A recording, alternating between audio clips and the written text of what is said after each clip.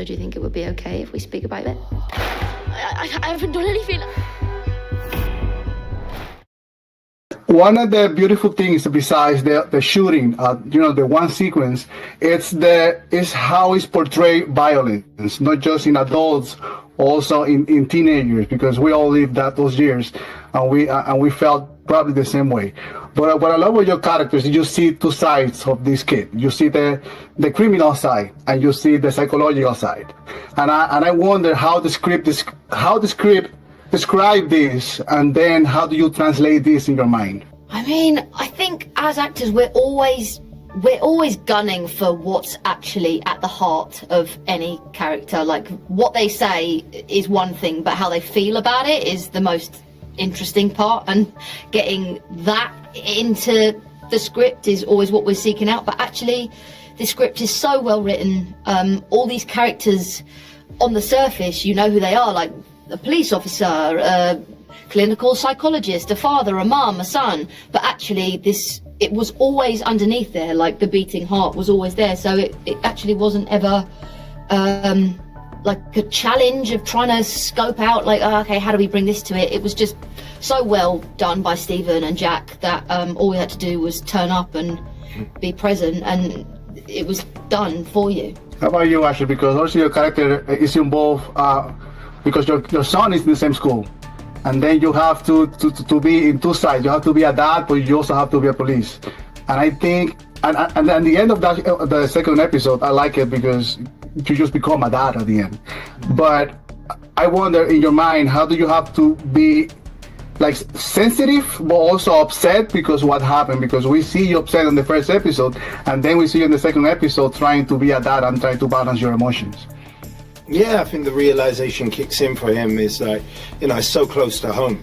Just imagine being a police officer, spending your days kind of arresting bad people, and then this pops up and it's just on your street. It's literally like your son is in the next classroom to this person. So actually my son could have been in that position as well. Mm-hmm. And that reality is really eye-opening for Bascom in that scenario. And like, that aside, I think conflict is what you need, right? You need, as an actor, you need to feel like you're in conflict, yeah. Right? So you've got a journey to go on, and at the end you're going to land on one side, right? Either way.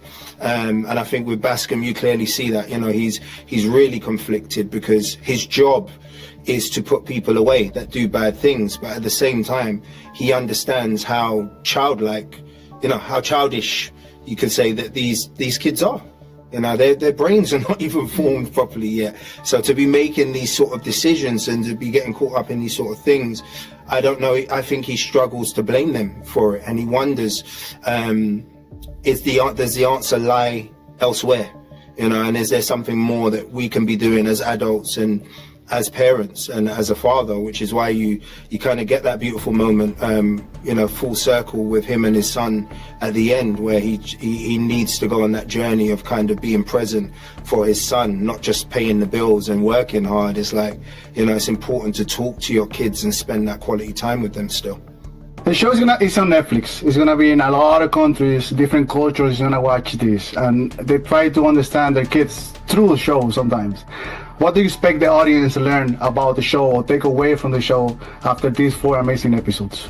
I mean, the show isn't providing any answers, but I think it poses all the right questions, and hopefully what it offers people is just that. Like, I think we should be asking questions of each other openly, having communication, putting the phones down and just sitting at the table and engaging. I think that's hopefully what it offers, and it highlights the importance of what happens when people do slip through the net. And of course it's going to happen, like, we're all human beings, and it doesn't villainize those people. It just goes, look at what can happen. And so it really places the importance on trying our best to engage. Agreed.